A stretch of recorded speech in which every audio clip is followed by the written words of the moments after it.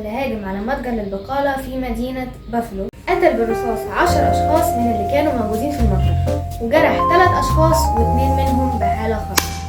اتولدت تمارا في إحدى المقاطعات الروسية واسمها آجور، وده كان في سنة 1947. وفي سنة 2000 اللهم اجعله خير بلغت تمارا الشرطة عن اختفاء جوزها، ودورت الشرطة عنه في كل مكان لكنهم ملقوش أي أثر. قبل ما الراجل يروح ورا الكلب كان الكلب فتح كيس وطلع منه بقايا بشرية.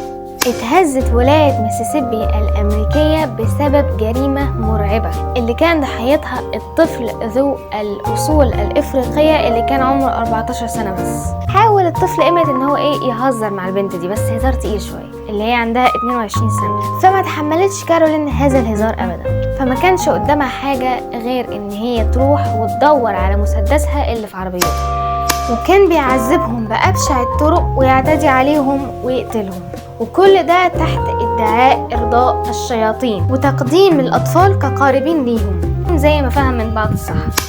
يوم الأربعاء 28 مايو 2025 بتخرج هيلي هوسفورد مصففة الشعر المحبوبة اللي عندها 27 سنة مع صاحبها لان براين في فلوريدا، تحديدا في سان رايز. بعد الساعة 1:30 الظهر دخل على هيلي راجل الجراج كده فجأة من العدم، وكان ماسك في ايده سكين. طبعا هيلي شافت المنظر ده فترعبت ودخلت بسرعة تستخبى في عربية صاحبها، وفضل يطعن هيلي بالسكينة في رقبتها لحد ما ماتت. ولما أخيرا براين رجع تاني وشاف المنظر ده دخل في مواجهة عنيفة مع جاكسون، وطعن جاكسون براين في حلقه لكنه الحمد لله ما ماتش.